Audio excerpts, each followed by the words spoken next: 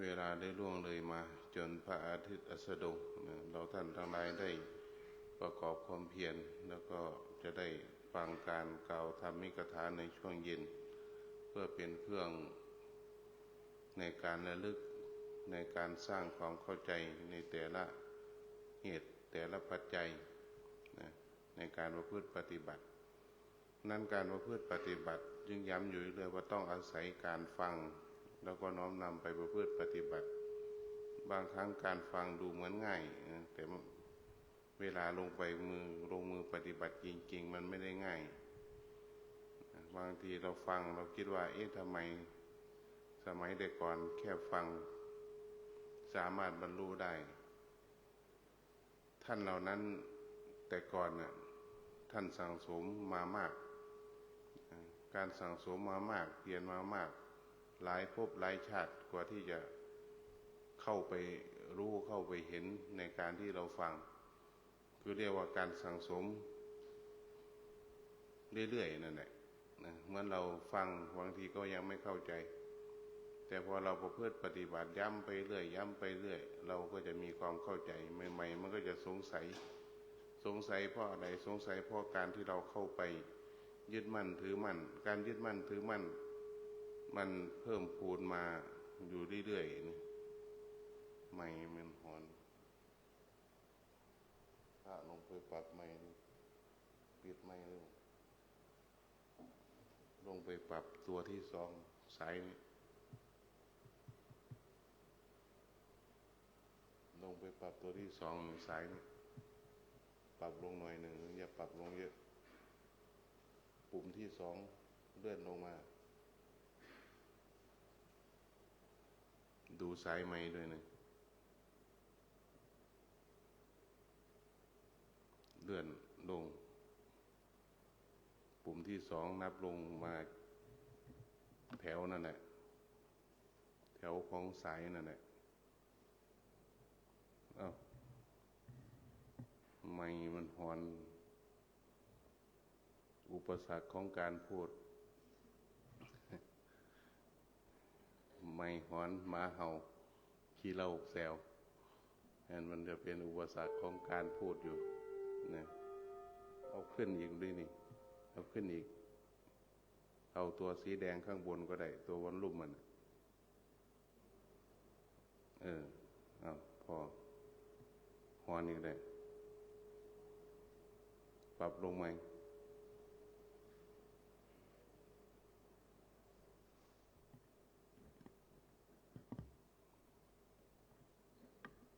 บางครั้งเวลานั่นไปมันเป็นผลกระทบมันกันใหม่เวลาเราพูดไปมันเข้าแสงวิ่งนี่เข้าหูนี่สามารถทำให้เส้นประสาทแตกได้มีอาจารย์รูปหนึ่งท่านเพราะเครื่องเสียงท่านนี่แหละท่านก็ไปเทศท่านเป็นนักเทศเป็นนักปฏิบัติด้วยพอไปเทศเขาก็ปรับไมค์พอปรับไมค์มันหอนเลยพอมันหอนเรื่อยท่านก็เทศไปเรื่อยเพราะการเทศก็ต้องใช้สมาธิในการออกไปในการสมาธิตั้งในสมาธิเส้นสมองแตกคาธรรมะเพราะเสียงหลังๆมาท่านก็ยังไม่ยอมแพ้นะถ้าไปเทศที่ไหนท่านก็ขนเครื่องเสียงนั่นไปด้วยให้พระไปปรับด้วยเส้นสมองแตก3 ครั้งเป็นปาฏรูปหนึ่งเหมือนกันในการทำกรรมฐานแตกฉานในพระไตรปิฎกมากนะ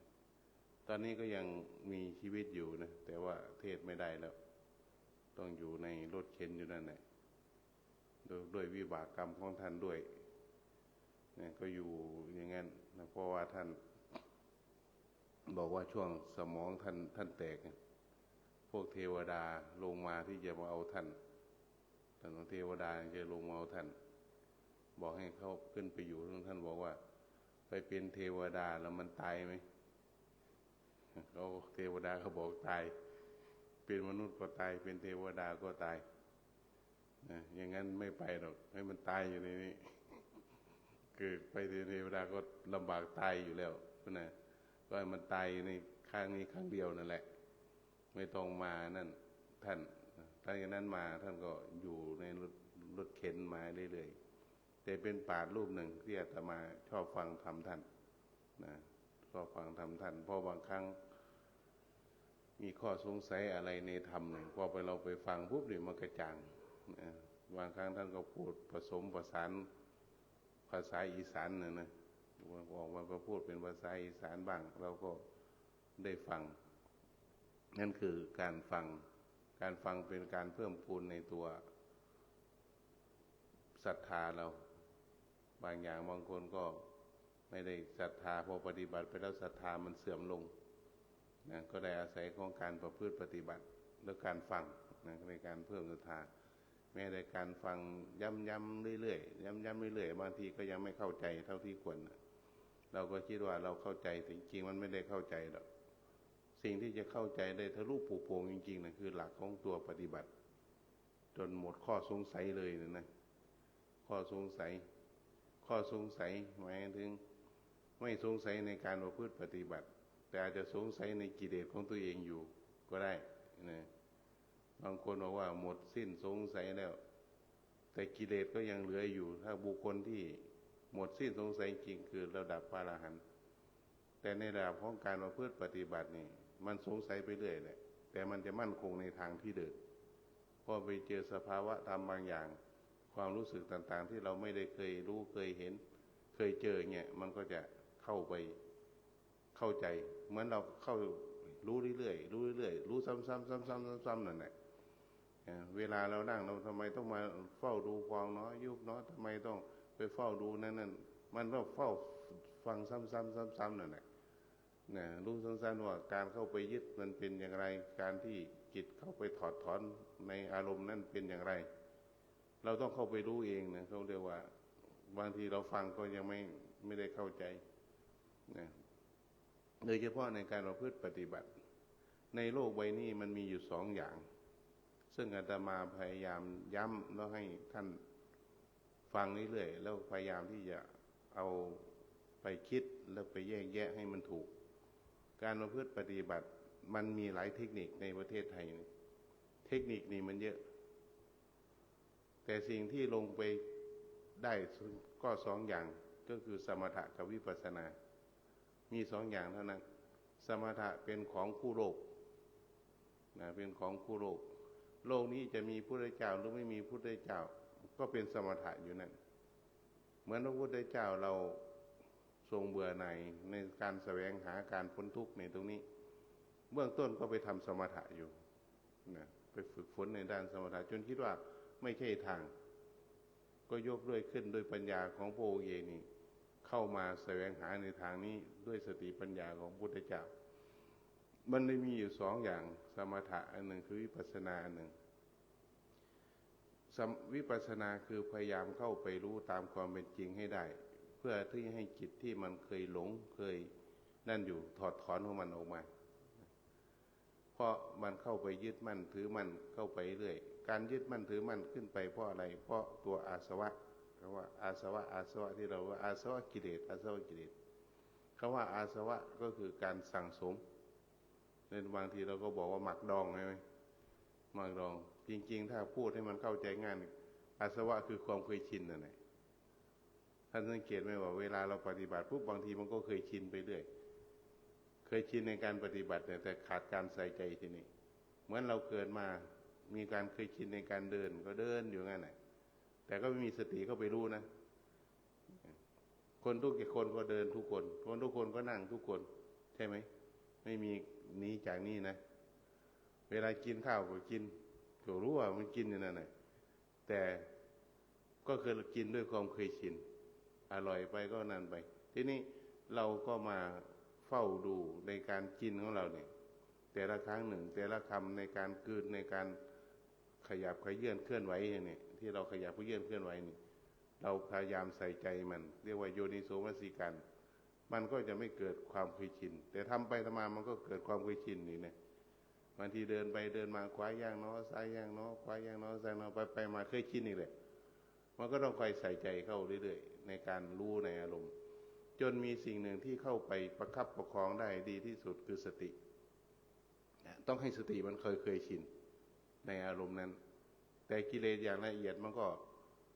ไหลเข้ามาอยู่ร่วมด้วยนั่นสิ่งที่ง่ายที่สุดทำง่ายที่สุดแล้วก็หลงได้ดีที่สุดก็คือในส่วนของสมถะส่วนวิปัสสนาถ้าจับหลักวิปัสสนาไม่ถูกเทคนิคไหนก็ตามแต่ลงสมถะทั้งหมดเลยนะ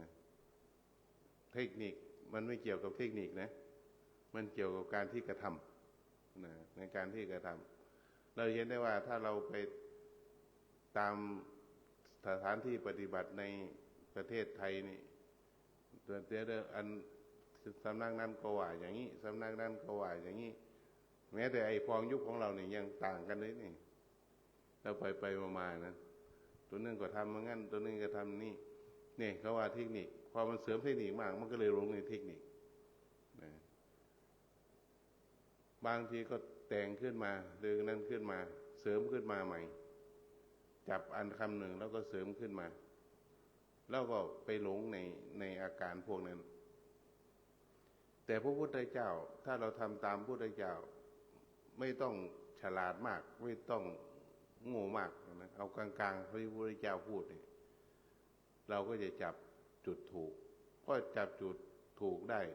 มันก็ยังมีอยู่ในส่วนของสมถะกับวิปัสสนาตรงนี้สองอย่างนะ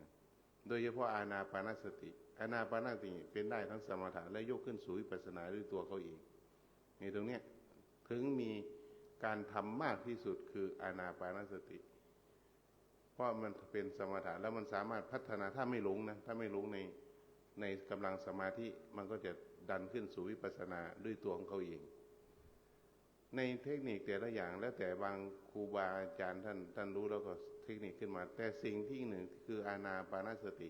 พุทธเจ้ากล่าวไว้ในพระไตรปิฎกเยอะที่สุดในพระไตรปิฎก 21,926 กว่าหน้า45 เล่มกล่าวไว้เยอะที่สุดในอานาปานสตินะแม้แต่พระพุทธองค์ท่านเป็นพระพุทธเจ้าแล้วถามภิกษุทั้งหลายว่าดูก่อนภิกษุทั้งหลายพวกนี่คนทั้งหลายพวกปริพาชกทั้งหลายเขาถามไหมว่าเรามีอะไรเป็นเครื่องอยู่นะถามภิกษุนั้นก็ไม่ได้ตอบดอกก็บอกว่าพระองค์ทรงบอกเองเถิดนะคือบอกเองเถิดคือให้พระพุทธเจ้าเป็นผู้บอกถ้าเราไปบอกแล้วมันจะผิดพระพุทธเจ้าบอกว่าดูก่อนภิกษุทั้งหลายถ้าพวกนี่คนก็ตามปริพาชกทั้งหลายก็ตามถามว่าเราตถาคตมีอะไรเป็นเครื่องอยู่ให้เธอทั้งหลายบอกเขาว่าเรามีอานาปานสติเป็นเครื่องอยู่เนี่ยคือมีลมหายใจนี่เป็นเครื่องอยู่แม้แต่เราเป็นพระโพธิสัตว์อยู่ยังไม่ได้ตรัสรู้โดยส่วนใหญ่เราก็อยู่ด้วยอานาปานสติเป็นเครื่องอยู่นี่เห็นไหมพระพุทธเจ้าย้ำเลยว่าเราอยู่ในตรงนี้นะนั้นอานาปานสติมันถึงมีโดยตรงก็คือตรงปลายจมูกโดยอ้อมก็คือท้องที่เรามาเฝ้าดูในการท้องในการกระทบตรงนี้เรียกว่าวายโยโพธพะรูปังลมกระทบรูปเกิดขึ้นนะอันนี้ก็วายโยโพธพะรูปังวายโยคือลมโพธพะคือการกระทบรูปก็คือรูปนี่อันนี้โดยอ้อมก็คือวายโยโพธพะรูปังเหมือนกันที่เราว่าพองน้อยยุบหนอเวลาเราพูดว่าที่ท้องไม่ได้ไปดูที่ท้องนั้นดูการกระทบตึงหย่อนที่นี่คือเฝ้าดูในการตึงการหย่อนการตึงการหย่อนของที่มันกระทบขึ้นมาแต่ในการกระทบพระพุทธเจ้าบอกว่าโดยอานาปานใช้ในการเข้ากระทบมันก็จะกระทบที่ปลายจมูกบ้างนะริมที่ปากบ้างนะในโพรงจมูกบ้างเนี่ยคือมันจะกระทบอยู่ตรงระหว่างนี้แล้วแต่คนนะลักษณะของแต่ละคนไม่เหมือนกันนะบางคนจมูกยาวมาหน่อยว่าอาจจะกระทบเข้าไปที่ปลายจมูกบางคนอาจจะมากระทบที่ริมที่ปากให้รู้ว่าลมมันกระทบเข้ากระทบออกแค่นั้นคือให้รู้การกระทบเข้ากระทบออกไม่ให้ตามลงไปนะคำว่าตามลมเนี่ยตามลมคือตามที่มันกระทบแล้วก็จบออกแล้วก็จบแค่นี้ไม่ได้ตามลงไปไอ้ตามลงไปนี่เขาเรียกว่าปราณายามะเป็นของฤาษีที่ทำในครั้งก่อนฤาษีจะทำได้เอาฤทธิ์เอาเดชเขาจะทำปราณายามะคือตามลงไปเลยตามลงไปแล้วก็ตามลงออกมานะพยายามสร้างตรงนี้หลังๆมาก็มาใช้ในส่วนของการรักษากาย นะมันก็จะรักษากายได้แม้แต่ฤาษีในก่อนเขาฝึกกันปุ๊บถึงปีหนึ่งเขาก็มาแข่งกันเรียกว่าถ้าไปที่หนึ่งทางอินเดียนี่เดินไปถ้าพูดก็เดินไม่ระวังก็เหยียบขี้ฤาษีเลย เดี๋ยวมารวมกันแข่งกันปีหนึ่งเขาสามารถทำได้ว่าถึงเวลานี้ปุ๊บโอ้ตัวเองจะตายปุ๊บสามารถเข้าปุ๊บเข้าไปในฌานแล้วดับเหมือนตายไปเลยคือดูดหายใจไปเลยพอพวกอื่นหนีไปเขาก็ออกขึ้นมาตามปกติเนี่ยถึงขนาดนั้นแต่พวกนี้ในกำลังของพวกนี้ถึงเวลาหนึ่งถ้ามันเข้าไปในฌานในพวกนั้นแล้วกึกเหมือนดับไม่รู้เรื่องเลยเนี่ยถ้าตายไปจริงๆมันก็ไปเกิดไปพรหมชั้นหนึ่งคือเรียกว่าพรหมลูกฟักเนี่ยพรหมลูกฟักนี่มีอายุ500 มหากัปเพราะว่า500 มหากัปเยอะนะนี่500 มหากัปกู500 โลกนั่นแหละเกิดขึ้นเกิดดับอยู่นั่นตัวเองก็ไม่รู้นะเหมือนคนหลับเลยตื่นขึ้นมาปุ๊บก็หล่นเลยหมดกำลังตรงนั้นก็อาจจะหล่นลงมาไม่ได้มาเกิดเป็นมนุษย์อาจจะหล่นลงไปตกนรกเลยก็ได้ด้วยกรรมที่มันผุดต่อมาขึ้นมาที่มันมารู้สึกตรงนั้นเนี่ยมันก็จะเป็นเหตุตรงนั้นดังนั้นเวลาเราทำตรงนี้เราต้องแยกให้ออกอย่าไปในส่วนของตัวเทคนิคเนี่ยถึงพยายามย้ำอยู่เรื่อยว่าคลองยุคกล่าวโดยพื้นฐานโดยโวหารแต่เวลาเราประพฤติปฏิบัติจริงๆเนี่ยวิปัสสนามันคือต้องเคลื่อนย้ายตามอารมณ์ตามความเป็นจริงที่จิตเข้าไปรู้แต่สมถะเป็นการคุมอารมณ์ไว้อันหนึ่งมันมีอันหนึ่งคือการเพ่งฌานมี2 อย่างคืออันหนึ่งคือเพ่งอารมณ์อีกอันหนึ่งคือเพ่งลักษณะนะ2 อย่างเพ่งอารมณ์กับเพ่งลักษณะต้องแยกให้ออกนะอารมณ์ก็ว่าอารมณ์คือเราเพ่งความโกรธอย่างนี้เพ่งลมหายใจอย่างเงี้ยอันนี้เขาเรียกว่าเพ่งอารมณ์แต่เพ่งในลักษณะคือดูในลักษณะในการเคลื่อนของเขานะบางทีเราไปเพ่งขาบางทีไปเพ่งขาเนี่ยมันก็จะเป็นอารมณ์ได้แต่ถ้าเราดูในลักษณะในการเคลื่อนมันก็เป็นวิปัสสนาถ้าเราแยกไม่ออกไปไม่ถูกวิปัสสนามันก็ลงสมถะนั่นแหละไม่ว่าเทคนิคไหนก็ตามแต่เลยแต่ส่วนใหญ่ทุกวันนี้วิปัสสนามันรู้สึกจะดังหน่อยใช่ไหมดังหน่อยบางคนก็บอกว่าทำวิปัสสนาทำวิปัสสนาพอทำไปทำแบบไหนเล่าไปเล่ามาทำสมถะซะนั้นบางคนว่าทำวิปัสสนาไปทำอะไรไปเพ่งกระดูกอ้าวแล้วเนี่ยคำว่าเพ่งกระดูกเนี่ยมันก็ไปในส่วนของสมถะแล้วบางคนว่าไปเพ่งซากศพไปเพ่งสีอันนั้นมันก็ไปในส่วนของสมถะแล้วไม่ต้องไปอีกบางคนก็บอกว่ารู้เอาเฉยเอารู้เอาเฉยมีกำลังหรือเปล่าบางทีมันถ้าคนมีกำลังมันก็ทำได้บางคนไม่มีกำลังมันก็ทำไม่ได้เพราะว่ากำลังสมาธิกำลังสติตัวนี้เนี่ยมันทำไม่ได้นั่นไม่ขึ้นอยู่ในเทคนิคขึ้นอยู่ที่ว่าเราจะทำไงบางคนก็บอกว่าถ้าเราอยู่ในกายเราพยายามไปสร้างในกายขึ้นสร้างสิ่งต่างๆในกายขึ้นการสร้างขึ้นก็คือการทำสมถะไม่ต้องพูดอะไรก็ได้นะไม่ต้องพูดอะไรก็ได้นะแต่เราไปสร้าง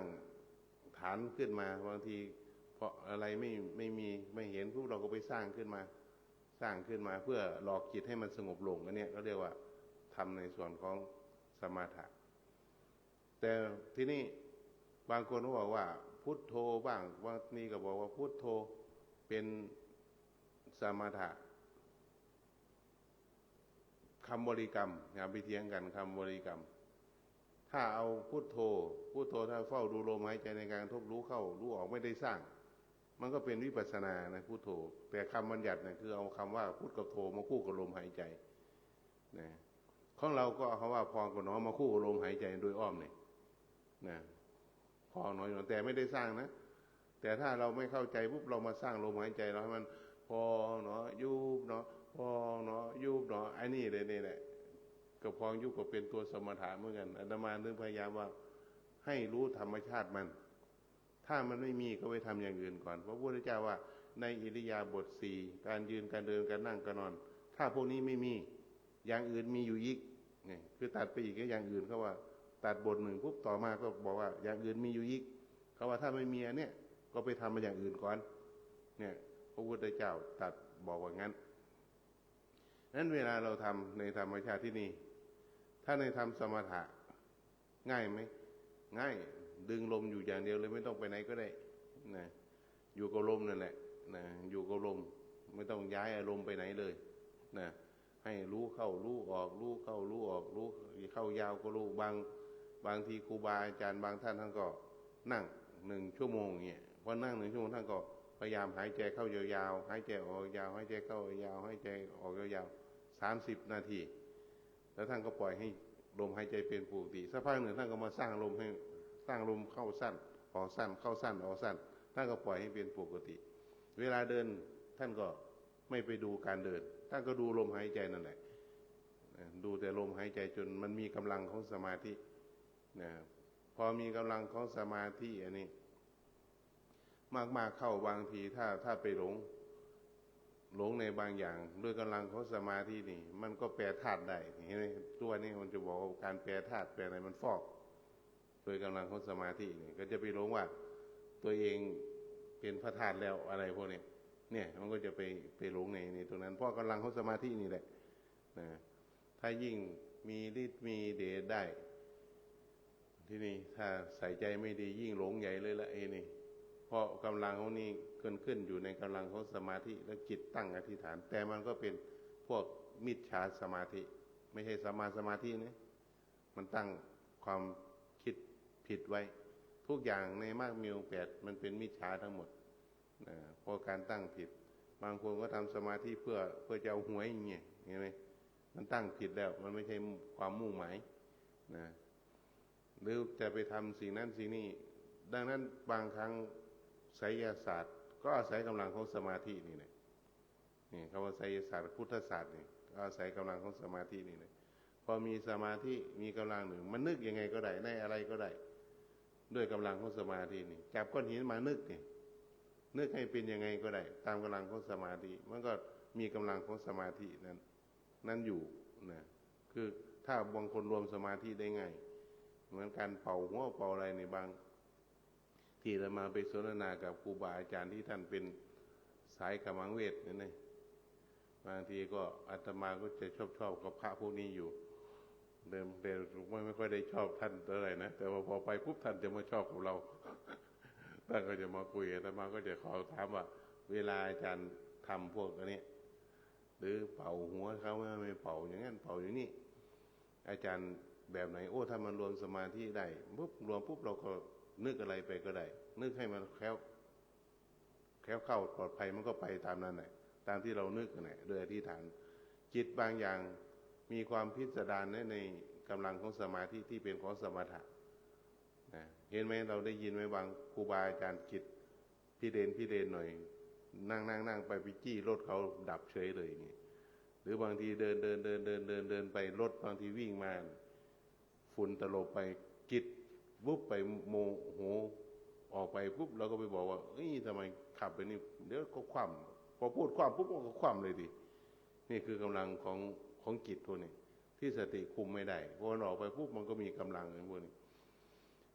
บางคนก็สามารถทำได้เร็วนะเพราะมีของเก่านะอย่าว่าแต่หูทิพตาทิพเลยบางคนมีจมูกทิพคำว่าจมูกทิพนี่ใครกินอะไรมารู้หมดอะใครกินอะไรมาเดินมานี่รู้หมดอะไอ้คนนั้นกินนั่นมาคนนี้กินนี่มาเนี่ยไม่ใช่เลยว่ามีฤทธิ์มีเดชนะถึงเวลาหนึ่งอยากไปรู้ปุ๊บนั่งปุ๊บรู้เลยคนนั้นอยู่นั่นนี่รู้เลยนี่อีพวกหนึ่งเนี่ยคือเขาสามารถทำตรงนี้ได้เร็วคือเขาสั่งสมมานานแล้วนะพอสั่งสมขึ้นมามันหลอกเข้าไปเรื่อยก็เหมือนในโลกของเราในยุคปัจจุบันนี่ในดังๆมีพวกมียานทิพกันนั่นแหละอาจจะได้โดยกำลังนั้นขึ้นมาในบางช่วงในบางกำลังสมาธินี่อาจจะเข้าไปเห็นในอะไรบางอย่างนี่พอไปมาก็กำลังสมาธิเสื่อมลงจิตก็หลอกเลยแหละทีนี้หลอกทึกทักไปดันไม่จริงแล้วทีนี้คือมันหลอกไปแล้วคือกำลังสมาธินั้นไม่ได้บางคนเกิดขึ้นมาปุ๊บก็เห็นพวกพูดผีปีศาจที่เราเรียกว่าผีเห็นอยู่ตลอดนะเห็นจนไม่กลัวนะเห็นจนไม่กลัวบางทีก็ไปเห็นพวกเทพพวกอะไรที่เขาอยู่ในภาคพื้นนี่โดยคนอื่นมองไม่เห็นอย่างเงี้ยเพราะนี่ก็มีกำลังของพวกนี้ขึ้นมาอยู่นะแต่ถ้าไม่เจริญต่อมันก็เสื่อมลงนะในตัวนี้มันถึงทำให้การหลงนั้น การทำสมถะไปมุ่งที่สมาธิให้มากก่อนไม่ได้มุ่งที่ตัวสตินะโดยเทคนิคไหนก็ตามแต่มันมีหลายเทคนิคนะเทคนิคที่พระพุทธเจ้าก็ไว้มี40อย่างบอกไว้ตั้งแต่กสิณ10อสุภะ10อนุสติ10เมตตาภาวนา4เมตตาภาวนาหมายว่าพรหมวิหาร4นั่นแหละเมตตากรุณามุทิตาอุเบกขาใช้ในพวกนั้นแล้วก็มาอาหารเลปฏิกูลสัญญาคือนึกอาหารที่ให้มันเป็นปฏิกูลนึกอาหารนี่ให้เป็นปฏิกูลแล้วธาตุ4ธาตุกรรมฐาน4ธาตุก็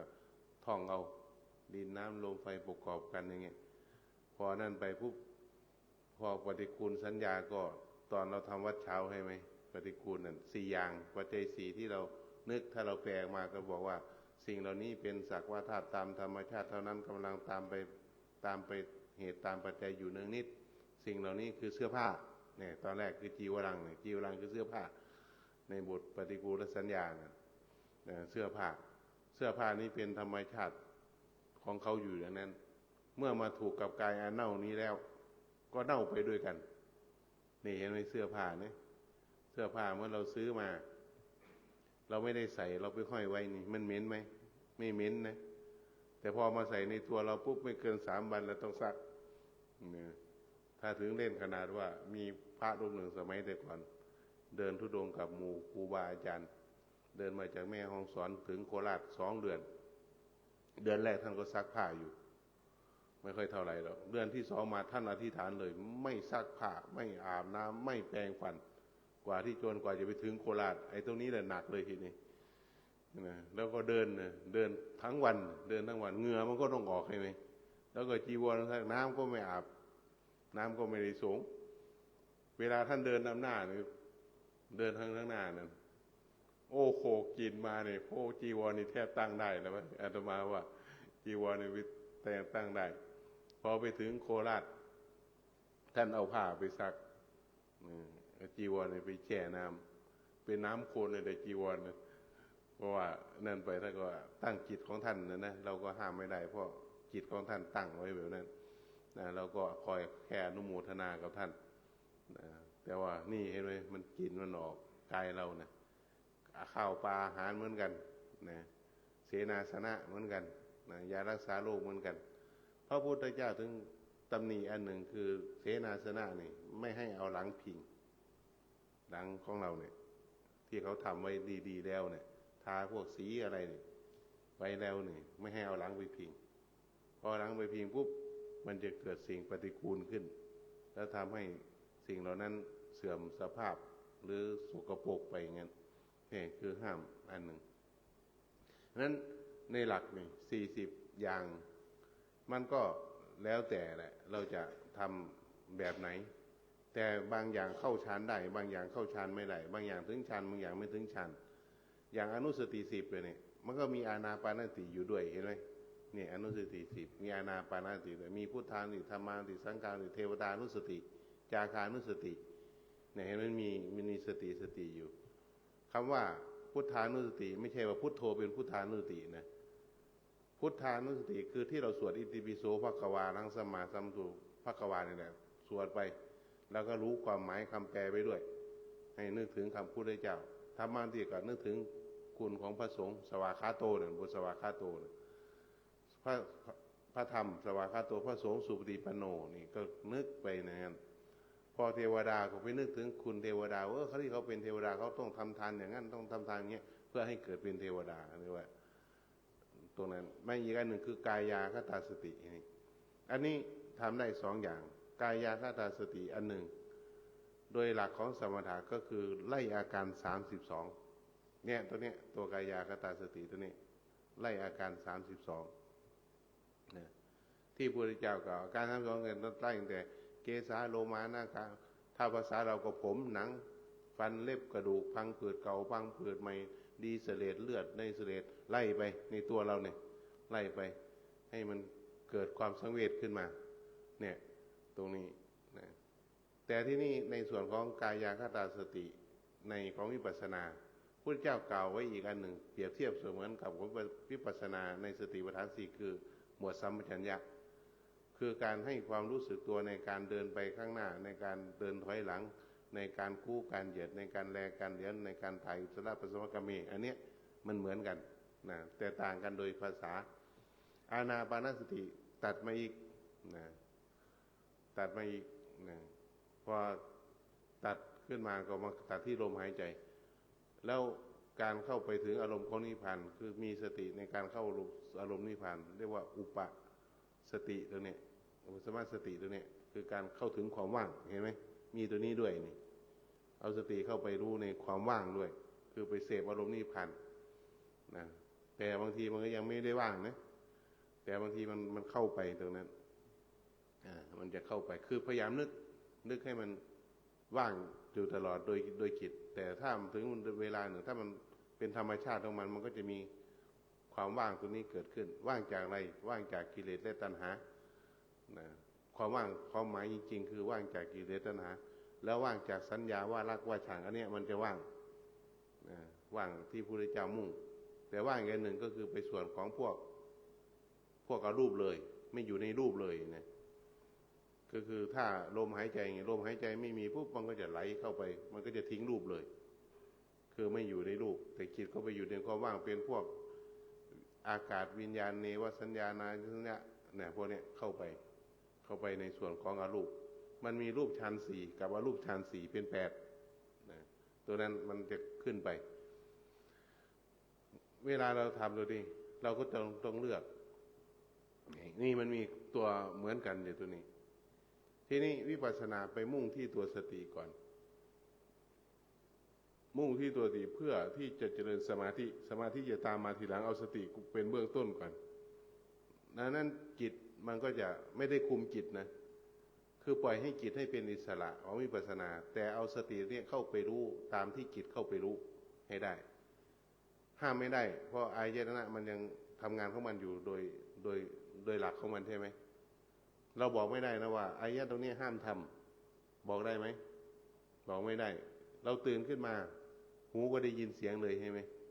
หรือรอไหมล่ะต้องรอไหมว่ามึงอย่าเพิ่งได้ยินเสียงในตอนนี้แล้วลืมตามาปุ๊บนี่อย่าเพิ่งนะตอนนี้ฉันไม่อยากเห็นอะไรทั้งสิ้นได้ไหมพอลืมตามาปุ๊บมันก็เห็นได้ยินเสียงเข้ามากระทบปุ๊บมันก็เห็นถ้าวิญญาณหูยังมีอยู่นี่เห็นไหมวิญญาณหูมีก็รับเสียงได้วิญญาณทางตายังไม่ตายก็รับรูปได้เห็นไหมวิญญาณทางจมูกก็รับกลิ่นได้วิญญาณทางลิ้นก็รับรสได้วิญญาณทางกายก็รับถูกต้องสัมผัสมันเป็นอยู่นี้ของมันโดยธรรมชาติแต่สิ่งธรรมชาติพวกนี้มันก็เจือด้วยกิเลสโดยธรรมชาติมันเป็นแบบนี้นะแต่กิเลสนี่อาศัยธรรมชาติเหล่านี้เข้ามานะเจือปนด้วยนะกิเลสก็คือโลภะโทสะโมหะนี่แหละเข้ามาเจือปนด้วยเราถึงต้องคอยเอาสติเข้าไปรู้เรื่อยๆนะส่วนใหญ่มนุษย์เราพอเข้าไปรู้มันไม่รู้สั้นนะมันรู้ยาวนะไม่รู้สั้นๆพระพุทธเจ้าให้รู้สั้นๆนะไม่ให้ไปรู้ยาวแต่มนุษย์เรามันไปรู้ยาวใช่ไหมรู้แล้วสำเร็จรูปเลยอย่างนี้นะถ้าเห็นเป็นรูปก็ไม่แค่รูปมันก็เลยไปอย่างเห็นสีก็เป็นแค่สีที่เรามองเห็นพวกนี้ถ้าตามจริงๆมันก็เห็นแค่เป็นแค่สีเท่านั้นนะไม่ได้เห็นเป็นอะไรนะแต่เราเห็นปุ๊บเอาไม่เห็นปุ๊บเป็นเนี่ยมันเลยไปเห็นสีปุ๊บบางทีก็สีแดงยังไม่แดงนะแดงแจ๊ดแดงแจ๋นี่เพิ่มไปอีกมันยาวไปมันก็เลยกำกายปรุงแต่งการได้ยินเสียงเราก็ไม่แค่ได้ยินเสียงแต่เราก็ไปฟังอ้าวต่างกันอีกเลยต่างไหมฟังกับได้ยินนี่ต่างไหมต่างสังเกตดีๆนะที่โยมฟังอาตมานี่คือฟังลองแยกให้ออกกับการได้ยินเสียงกับฟังนะนี่มันต่างกันอยู่นะพระพุทธเจ้าให้แค่ได้ยินแต่เราไปฟังเห็นไหมพระพุทธเจ้าให้เรารู้คิดแต่เราไปรู้เรื่องคิดเห็นไหมมันยาวมันเคยรู้ว่ามันคิดปุ๊บมันต้องเป็นเรื่องนั้นเรื่องนี้เราก็เลยไปติดตัวยาวตรงนั้นไปมันก็เลยไปปรุงแต่งเรื่องต่างๆขึ้นมาก็มีชอบมีชังขึ้นมาแต่ถ้าเมื่อใดถ้าเราฝึกของเราไปเรื่อยๆปุ๊บมันก็รู้แค่คิดแค่นั้นแหละมันไม่ไหลแล้วมันก็รู้ว่ามันคิดพอมันรู้คิดเรารู้เรื่อยๆรู้คิดปุ๊บมันก็ดับไปเห็นไหม รู้ปุ๊บมันก็ดับไปรู้ปุ๊บมันก็ดับไปคนรู้ปุ๊บมันดับตอนแรกมันขึ้นมาปุ๊บรู้ปุ๊บก็ดับรู้ปุ๊บก็ดับดับขึ้นมาเกิดไม่รู้ปุ๊บก็ดับรู้ปุ๊บก็ดับอยู่เงี้ยเนี่ยมันก็เป็นการเหตุของความดับลงไปที่กำลังสมาธิเราดีนั้นวิปัสสนาคือมุ่งในการรู้ในการสติตรงนี้อยู่ไม่ได้ไปบังคับแต่ฐานหนึ่งที่มันมีอยู่ที่พระพุทธเจ้าไม่ให้ทิ้งเลยคือลมหายใจคือพวกหนึ่งมันดับไปแล้วต้องมีเครื่องก่อไว้อย่างน้อยก็ต้องก่อรูปไว้พูดง่ายๆก่อรูปนี่รูปที่ไม่หายไปเลยนี่มีอยู่ตลอดจะรู้สึกไม่รู้สึกก็ตามแต่คือลมหายใจมันมีของมันอยู่นะถ้าไม่มีลมหายใจก็ตายใช่ไหมนอกจากว่าบางช่วงลมหายใจมันระงับไปเนี่ยถ้าเราทำไปเรื่อยลมหายใจมันจะระงับไประงับไปเหมือนไม่หายใจเนี่ยแหละนะมันก็จะมีช่วงระงับของมันไปอยู่ตรงนั้นถ้าเราเข้าไปดูเรื่อยเราก็ไม่ได้บังคับมันไม่ได้ถึงเวลาหนึ่งมันหายไปพุทธเจ้าองค์ถึงบอกว่าให้คู่ไว้อยู่ในกายในลมหายใจตลอดทีนี้เวลาเราอยู่ในนั่งการนั่งมันก็ดูที่ลมหายใจเห็นไหมเพราะกายไม่ได้เคลื่อนเรานั่งแต่ลมหายใจก็ยังหายใจอยู่เรานอนอย่างเงี้ยเราไปรู้ในอิริยาบถนอนเราก็เฝ้าดูลมหายใจเราแต่เวลาเราเดินน่ะทีนี้พอเราเดินเราจะมาดูลมหายใจไม่ได้เพราะการเดินเท้ายังเคลื่อนอยู่ใช่ไหมเราก็ไปดูการเคลื่อนของเท้านะหรือบางทีเราหยุดอยู่มือเราเคลื่อนเราก็ต้องมารู้สึกในการเคลื่อนของมือนี่มันถึงว่าอันนี้ไม่มีก็ต้องไปดูอย่างอื่นคืออันอื่นมีอยู่เงี้ยเขาว่าอย่างอื่นมีอยู่เงี้ยเราไม่ได้บังคับเรารู้ตามความเป็นจริงของมันเรื่อยๆเมื่อเรารู้ตามความเป็นจริงเรื่อยๆเรื่อยๆเรื่อยๆมันก็จะเข้าไปเห็นว่ากฎของไตรลักษณ์คำว่ากฎของไตรลักษณ์คือนิจจังทุกขังอนัตตาคำว่าอนัตตาคือบังคับไม่ได้บางทีเราก็แปลกันว่าไม่ใช่ตัวตนใช่ไหมไม่ใช่ตัวตนแต่จริงๆเอาอันง่ายๆคือบังคับไม่ได้มีอะไรที่บังคับได้พองยุบเราบังคับได้ไหมหายใจเข้าครั้งเดียวพอเลยไม่ต้องหายใจอีกเลยได้ไหมก็ไม่ได้นะหายใจออกครั้งเดียวได้ไม่ได้นี่เห็นไหมนี่มันบังคับไม่ได้ปวดเราบังคับได้ไหมมันบังคับไม่ได้เวลามันจะปวดมันก็มาถ้าบังคับมันได้ก็บอกที่มึงอย่าเพิ่งปวดที่ตอนนี้กูยังไม่อยากปวดบอกมันดิแต่มันยิ่งบอกเท่าไหร่มันยิ่งหนักขึ้นไปเรื่อยนะยิ่งเอาจิตไปคุกกับมันเรื่อยมันก็ยิ่งปวดมากเห็นไหมบังคับไม่ได้ความคิดเราจะบอกให้มันหยุดก็ไม่ได้ถึงเวลาหนึ่งมันก็มาเวลาไปมันก็ไปมันก็ไม่ได้บอกความง่วงนี่เรานั่งไปนั่งมาก็นึกคิดว่าไม่ได้ง่วงมันก็ไม่ได้บอกว่าเดี๋ยวต่อไปจะง่วงนะมันก็ไม่ได้บอกมาปุ๊บก็หลับไปเลยตื่นขึ้นมารู้สึกสดชื่นหายบางทีนั่งไปนั่งมาก็สงสัยตัวเองเมื่อกี้เป็นไรวะหลับไปแล้วตื่นขึ้นมาก็รู้สึกสดใสนี่เรียกว่ามันบังคับไม่ได้เมื่อมันบังคับไม่ได้ตรงนี้มันก็เลยเป็นทุกข์ในตัวมันเห็นไหมมันไม่เที่ยงในตัวมันคำว่าทุกข์ไม่ใช่ว่าพวกปวดพวกเมื่อยนะพระพุทธเจ้ากล่าวโดยกว้างๆคือทุกข์ตรงนี้คือบังคับไม่ได้แล้วเป็นสภาพบีบคั้นมีทุกอย่างเป็นสภาพบีบคั้นทั้งหมดเลยนะมันเกิดขึ้นตั้งแล้วมันก็ดับที่การเกิดขึ้นตั้งอยู่ดับนั่นแหละคือสภาพทุกข์แม้ลมหายใจมันก็ทุกข์การก้าวย่างมันก็ทุกข์ในแต่ละขณะหนึ่งมีสภาวะถ้าเราเข้าไปรู้เลยเราจะรู้โอ้ในกายเราเนี่ยไม่มีอะไรดีนะมีแต่ทุกข์เลยลองกำหนดให้มันละเอียดดูที่ขนาดกินข้าวก็ยังทรมานเลยจะกินข้าวจะอาบน้ำจะกินจะดื่มน้ำจะทำอะไรมันมีความทุกข์ทั้งหมดเลยว่ามันเป็นสภาพในการเกิดอยู่นี่นะการเกิดการดับการเปลี่ยนแปลงนี่เราก็บังคับไม่ได้แต่เราก็พยายามที่จะบังคับโดยจิตให้บังคับว่ามันต้องเป็นอย่างนี้ให้ได้นะต้องเป็นอย่างนี้ให้ได้มันเลยไปเพิ่มทุกข์ขึ้นไปในเป็นการยึดขึ้นไปมากๆขึ้นการที่ทำได้ดีที่สุดถ้าทำสมถะไปพวกนี้มันก็จะกดอารมณ์ไว้นะกดอารมณ์พวกนี้ไว้มันก็จะเกิดความสุขอันหนึ่งขึ้นมาเนี่ยโดยกำลังของสมถะนะมันจะเกิดความสุขขึ้นมาเมื่อมันเกิดความสุขขึ้นมาก็จะไปหลงในความสุขนั้นเนี่ยไปหลงในความสุขนั้นแต่ความสุขนั้นก็ไม่ยั่งยืนนะมันก็เปลี่ยนถึงเวลาหนึ่งมันก็เปลี่ยนแต่ไม่ใช่ว่าไปกลัวนะบางคนบอกว่ากลัวไปติดสุขอย่าเพิ่งกลัวทำไปมันถึงก่อนเดี๋ยวจะรู้ว่ามันติดสุขไงอันนี้ยังไม่ถึงการติดสุขเลยบางทีทำไปทำมาโอ้ยทำสมาธิกลัวติดสุขมันสุขหรือยังมันได้หรือยังถามว่าดังติดสุขหรือยัง ยังไม่เห็นรู้เลยว่าสุขแท้มันเป็นยังไงแค่เราสุขประเดี๋ยวประดาวนี่ก็ยังนั่นไปในความสุขบางอย่างเราดูในลมหายใจเราบางทีมันไหลลงไปนะเพราะมันเป็นฝ่ายของมันสามารถที่จะไหลลงไปในส่วนของสมถะได้แล้วดันขึ้นสู่วิปัสสนาได้ถ้าใครเคยทำไว้บางทีมันก็ไหลเข้าไปนั่งไปปุ๊บมันเกิดสุขโอ้สุขบางอย่างเกิดขึ้นพรรณนาไม่ออกหรอกโอ้ทำไมปฏิบัติมาอยากคนในบางคนก็รู้สึกแบบนั้นทีนี้ก็พยายามนั่งหาเมื่อไหร่มันจะได้แบบนั้นเมื่อไหร่มันได้นั่นแหละยิ่งหนักใหญ่เลยทีนี้นะพอมันได้มาปุ๊บถ้าใครมาทำให้เสียสมาธิออกหน่อยนี่โอ้โหโมโหเลยแหละนะมีความโมโหโกรธายเลยฉันกำลังสุขอยู่เงี้ยมาทำให้มันเสียออกมาเงี้ยเนี่ยมันก็จะเริ่มแต่มันไปดูแล้วพอเราไปดูเราไปเห็นโทษตรงนี้มันก็จะมีการเปลี่ยนกำลังตรงไหนกำลังสติของเราเนี่ยถ้าเราเข้าไปรู้เรื่อยมันก็จะเปลี่ยนนะมันก็จะเปลี่ยนโดยอัตโนมัตินะแต่ถ้าเมื่อใดถ้าสติไม่เข้าไปรู้จิตบางอย่างเข้าไปยึดมั่นตัวนี้แหละมันจะเริ่มติดในความสุขนะในความสุขถึงเวลาหนึ่งมันก็เปลี่ยนของมันอยู่ดีตัวสติถึงเป็นตัวคอยระลึกรู้ในพวกนี้อยู่ตลอดนะมันสุขเราก็รู้ว่ามันสุขแล้วมันก็เปลี่ยนนะสุขมันก็มีระดับของมันเหมือนกันนะสมาธิมันก็มีระดับของมันเหมือนกันในแต่ระดับอย่างหยาบอย่างกลางอย่างละเอียดอย่างเงี้ยมันก็มีอย่างต่างระดับมันเหมือนกันแต่ละคนน่ะอยู่เนี่ยมันสมาธิมันต่างกันนั่นแหละไม่เหมือนกันนะแต่สิ่งที่จะเข้าไปเห็นเหมือนกันคือรู้เหมือนกันคือกฎของไตรลักษณ์นะอันนี้กฎนี้หนีไม่ได้แต่ในระดับสมาธินี่ต่างกันนะบางคนอาจจะ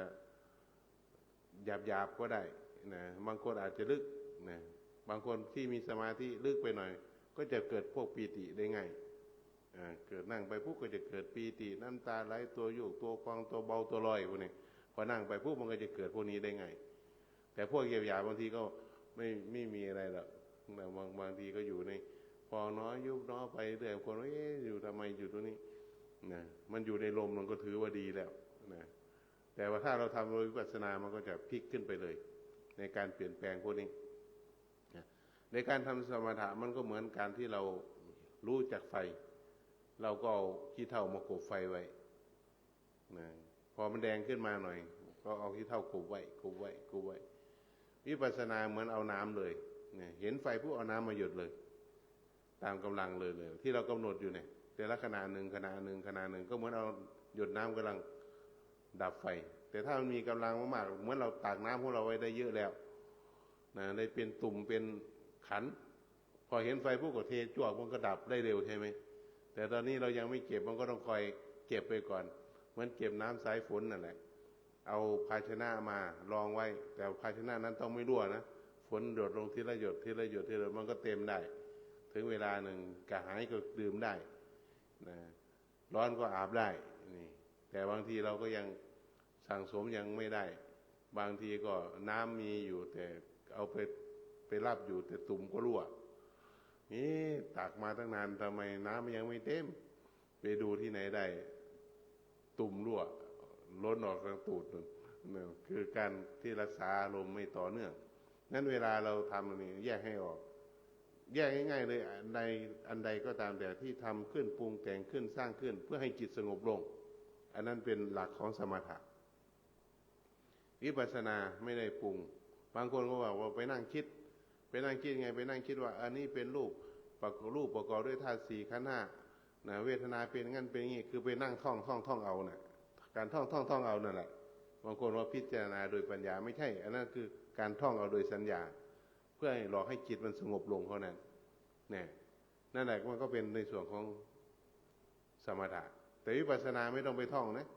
เราเฝ้าดูงี้แหละมันคิดก็ไม่ต้องไปรู้ว่ามันเป็นอะไรหรอกก็รู้ว่ามันคิดมันปวดก็รู้ว่ามันปวดไม่ต้องไปรู้เรื่องมากนะไปรู้มากยากนานรู้น้อยปล่อยรำคาญนะไม่รู้ก็ไม่ได้เลยคนโบราณก็ต้องบอกว่าตาบอดไปคล้องช้างครึ่งวันขี่ช้างมาตาดีไปคล้องช้าง7 วันไม่ได้ขี่ช้างมาเอ้าที่นี่ตาดีกับตาบอดอันไหนมันเก่งกว่ากันตาดีไปคล้องช้าง7 วัน ไป7 วันนะไม่ได้ขี่ช้างมาหรอกแต่ตาบอดนี่ไปคล้องช้างครึ่งวันขี่ช้างมาก็เหมือนบางคนไม่รู้อะไรนะบางทีบางอย่างบางคนรู้ปริยัติมากนี่ก็เหมือนตาดีก็เหมือนคนมีปริยัติมากขนาดบางทีก็เหมือนตาบอดถือตะเกียงนะหมายว่าตาบอดที่ถือตะเกียงอยู่เนี่ยก็เหมือนพวกมีปริยัติมากถือโคมไฟไว้เผื่อคนตาดีเดินมาเห็นตาบอดนี่สามารถเห็นไหมไม่เห็นมองเห็นเราแต่ถือไว้แหละแสงสว่างก็ไม่ได้เห็นนะถึงเวลาหนึ่งก็มีคนตาดีมาเห็นก็เหมือนทรงไว้แต่ก็อย่าไปทะเลาะกันนะว่าพวกต้องฝ่ายปริยัติไม่ดีไม่ได้ปฏิบัติฝ่ายปฏิบัติไม่ได้ศึกษาปริยัติอันนี้ไปเถียงกันมันก็วุ่นวายกันหมดทีแต่เมื่อใดถ้าเราเอาตรงนั้นมาจับมาประเด็นแล้วมาฝึกของเราเองแต่ส่วนใหญ่มันก็จะไปจำแล้วมาพูดทันทีจำมาพูดมันง่ายแล้วเข้าใจได้ง่ายก็แล้วแต่นั้นเราฟังปุ๊บเรามาน้อมใส่ตัวเราเองถ้าเราน้อมฟังแล้วเข้ามาใส่ตัวเองแล้วมาประพฤติปฏิบัติเฝ้าดูตรงนั้นมันก็เป็นแสงสว่างให้กับตัวเรานะให้กับตัวเราไม่ได้ให้ใครนะให้คนตาบอดมันก็บอดอยู่นั่นแหละบอดคนตาบอดนี่อาภัพหนักเลยนะเกิดมาเป็นมนุษย์แต่เกิดมีความอาภัพนะบางทีบางอย่างบางคนทำไปทำมาพอนั้นไปก็อธิษฐานอย่างหนึ่งว่าขอให้ข้าพเจ้าเกิดชาติใดอย่าให้ถึงความอาภัพมีความอาภัพอันหนึ่งมีความอาภัพ8 อย่างหรือเท่าไหร่นี่แหละความอาภัพไม่ให้เกิดอันหนึ่งคือตาบอดเขาเรียกว่าความอาภัพพวกตาบอดเกิดมาเป็นมนุษย์อาภัพเด้อาภัพขนาดไหนฝันก็ยังตาบอดอยู่นั่นเรานี่ฝันนี่ต้องซื้อไฟฉายไหมเวลาเรานอนฝันนี่ได้ซื้อไฟฉายไปไหมไม่ได้ถือนะมันก็ยังสว่างไว้อยู่แต่ลองไปถามตาบอดดิเวลานอนฝันนี่เห็นไหมไม่เห็นก็ยังค่ำอยู่เหมือนเดิมนี่คือความอาภัพนะความอาภัพของคนตาบอดแต่ถ้าเมื่อใดถ้าตาบอดมันเชื่อในเรื่องบุญเรื่องบาปก็ยังดีกว่าตาดีที่ไม่เชื่อเรื่องบุญเรื่องบาปน่าเห็นไหมนะบางคนตาบอดถามว่าตาบอดมาจากเมืองกันนอกโรงเรียนไปอยู่ไหนมาไปอยู่กรุงเทพมาเคยเห็นไหมกรุงเทพไม่เห็นแต่ก็ต้องอยู่ล่ะก็พ่อเขาบอกว่าอยู่กรุงเทพมาเป็น10 ปีแล้วแต่เคยเห็นถามว่าเคยเห็นไหมกรุงเทพไม่เคยเห็นแต่เชื่อว่าตัวเองนั่นแหละอยู่ในกรุงเทพนี่ก็เหมือนกับคนบางคนบางที่ก็ไม่เชื่อว่าบาปมีบุญมีนะทั้งที่ตาดีก็ไม่เชื่อว่าบุญมีบาปมีทุกวันนี้มันเยอะนะไปมาก็จะบอกว่าจะมาปฏิบัติทำไมเป็นคนดีก็พอแล้วคนดีนี่เอาอะไรเป็นตัววัด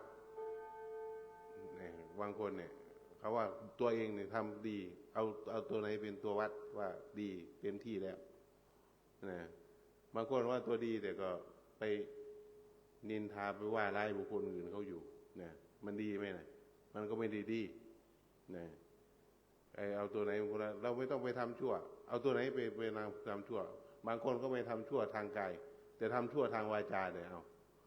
ว่าทางตัววาจาก็ไปเบียดเบียนบุคคลอื่นเขาทางวาจานี่แหละนี่มันก็ทำชั่วมันยิ่งหนักเลยนะไอ้ชั่วทางวาจานี่ยิ่งกว่ามีดอีกนะมีดยังไม่คมเท่าวาจานะใช่ไหมบางทีบางอย่างปุ๊บเราพูดไปคำหนึ่งนี่บางทีเราพูดไม่ได้คิดไม่ได้ไตร่ตรองพูดไปปุ๊บปาดใจคนนั้นเลยโอ้โหทรมานมานะคือเมื่อไหร่เราก็ไม่ได้โกรธนะเพราะเราพูดจบไปแล้วแต่นั้นจับคำพูดเรานี่ไปโมโหอาฆาตทำไมต้องว่าแบบนี้ด้วยนี่เห็นไหมนะมันฝังลงไปนะเราอาจจะลืมแล้วคำพูดนั้นถ้าไปถามเขาโกรธเราเรื่องอะไรถ้าเขาพูดให้ฟังโอ้แค่นี้ก็โกรธเลยเนี่ยไม่ใช่แค่นี้แล้วในบางอย่างนะนั้นวาจาซึ่งมันก็เป็นเหตุอันหนึ่งเหมือนกันนั้นเวลาเราทำพวกนี้เราพยายามแยกให้ออกอย่าเพิ่งไปมุ่งไปที่ความสงบมุ่งไปเอาตัวที่สมาธินี่ก่อนนะสติของเราเนี่ยที่เราคอยเข้าไปรู้ในอารมณ์มีอะไรก็รู้ไปถ้าเราทำความรู้สึกตัวเราอยู่เรื่อยนี่มันมีตัวรู้มาเรื่อยๆแหละนะแล้วก็ไปรู้ทางเสียงหูมันก็ได้ยินอยู่เดี๋ยวลมพัดถูกมาก็มาอยู่อย่างเงี้ย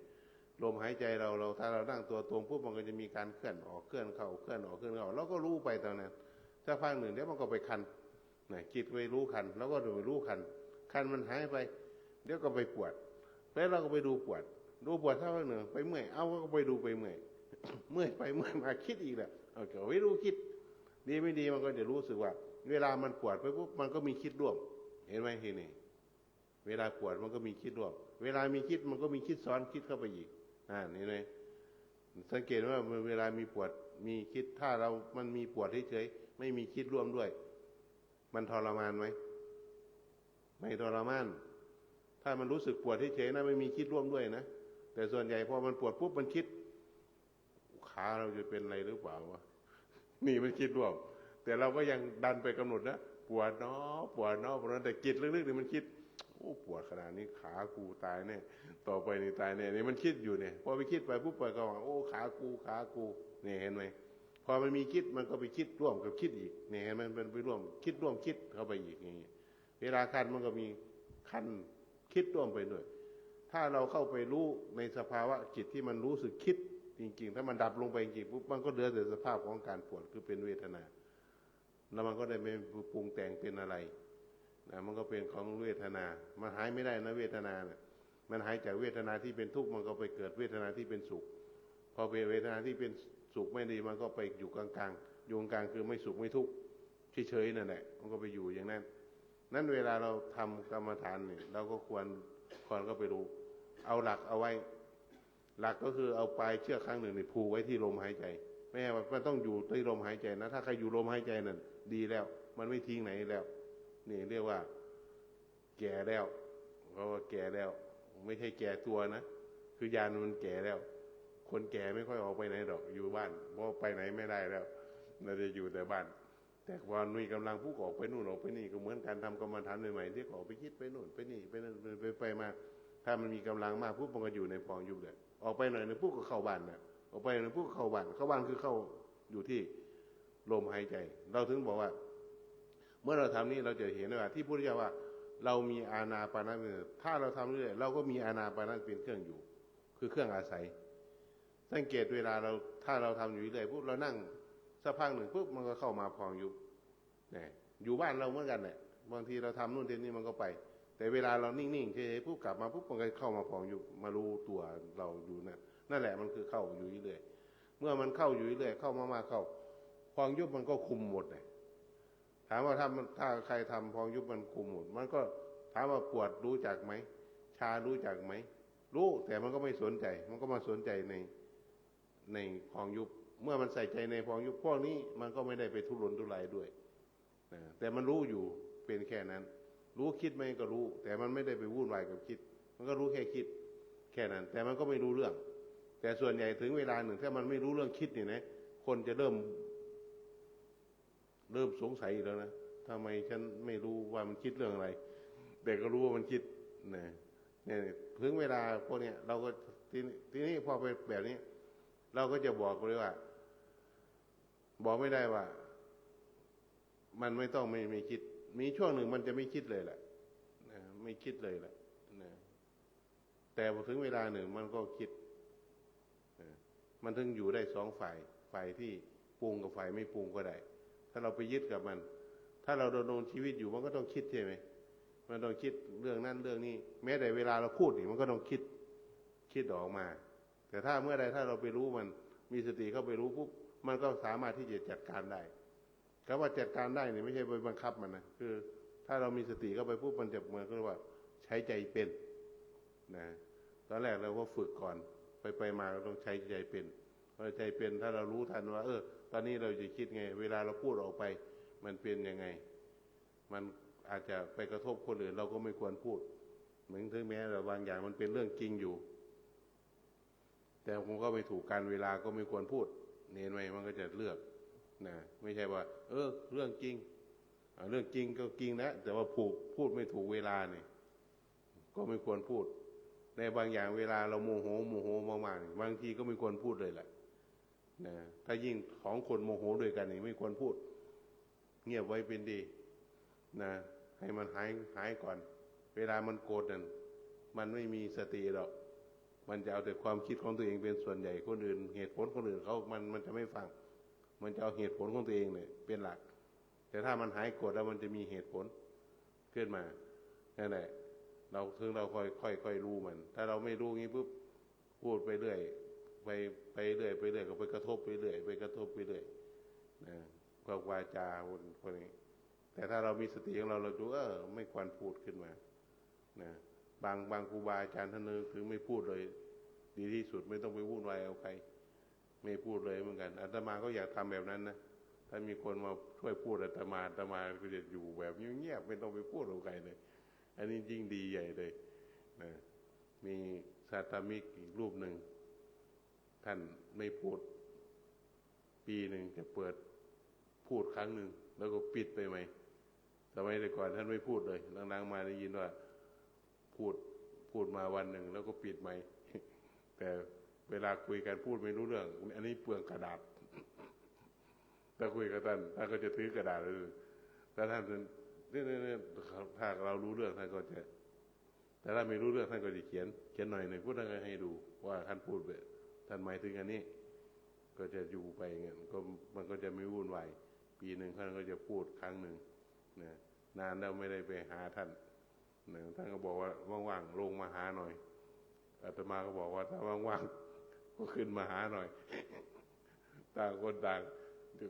ไม่มีเวลาที่จะลงไปหากันซึ่งกันและกันนะได้แต่นั่นไปนี่ท่านก็ตั้งสัจจะของท่านไว้ตั้งแต่ท่านบวชนั่นน่ะบวชท่านก็ตั้งสัจจะตัวนี้มาตัวนี้ไม่ใช่เกือบ30 พรรษาเลย30 พรรษาแต่ท่านก็ล้างๆมาเนี่ยท่านก็จะเปิดพูดครั้งหนึ่ง